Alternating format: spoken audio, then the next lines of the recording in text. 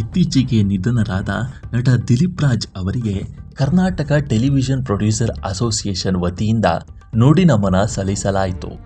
ಈ ಕಾರ್ಯಕ್ರಮದಲ್ಲಿ ಹಿರಿಯ ನಟಿ ಉಮಾಶ್ರೀ ಕಿರುತೆರೆ ಕಲಾವಿದರಿಗೆ ಆರೋಗ್ಯದ ಬಗ್ಗೆ ಕಾಳಜಿ ವಹಿಸಲು ಸಲಹೆ ನೀಡಿದರೆ, ದಿಲೀಪ್ ಪತ್ನಿ ವಿದ್ಯಾ ಹಾಗೂ ನಿರ್ದೇಶಕ ಬಿ ಸುರೇಶ್ ಭಾವುಕರಾಗಿ ಮಾತನಾಡಿದ್ದಾರೆ.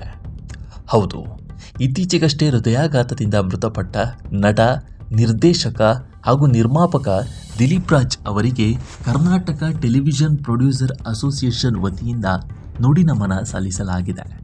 ಶುಕ್ರವಾರ ಬೆಂಗಳೂರಿನ ಚಾಮರಾಜಪೇಟೆಯಲ್ಲಿರುವ ಕಲಾವಿದರ ಸಂಘದಲ್ಲಿ ನಡೆದ ನುಡಿ ನಮನ ಕಾರ್ಯಕ್ರಮದಲ್ಲಿ ಮಾತನಾಡಿದ ಹಿರಿಯ ನಟಿ ಉಮಾಶ್ರೀ, ಕಿರುತೆರೆಯ ಒತ್ತಡದ ಜೀವನವನ್ನು ಹೆಚ್ಚು ತೆಗೆದುಕೊಳ್ಳಬೇಡಿ.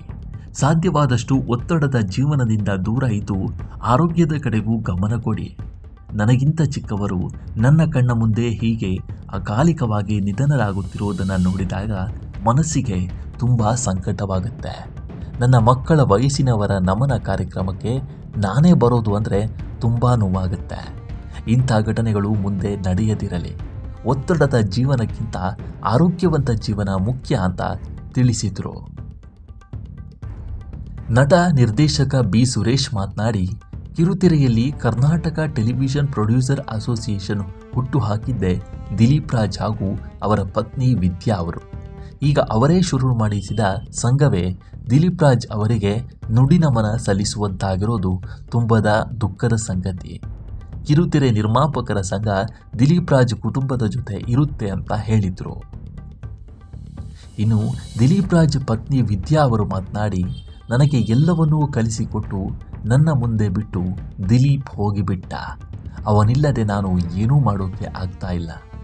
ಆತ ನನ್ನ ಜೊತೆಗೆ ಇರ್ತಾನೆ ಅಂತ ಭಾವುಕರಾಗಿದ್ದಾರೆ. ವಿನಯ ಪ್ರಸಾದ್ ಅವರು ಹಾಡಿನ ಮೂಲಕ ನುಡಿ ನಮನ ಸಲ್ಲಿಸಿದ್ದಾರೆ.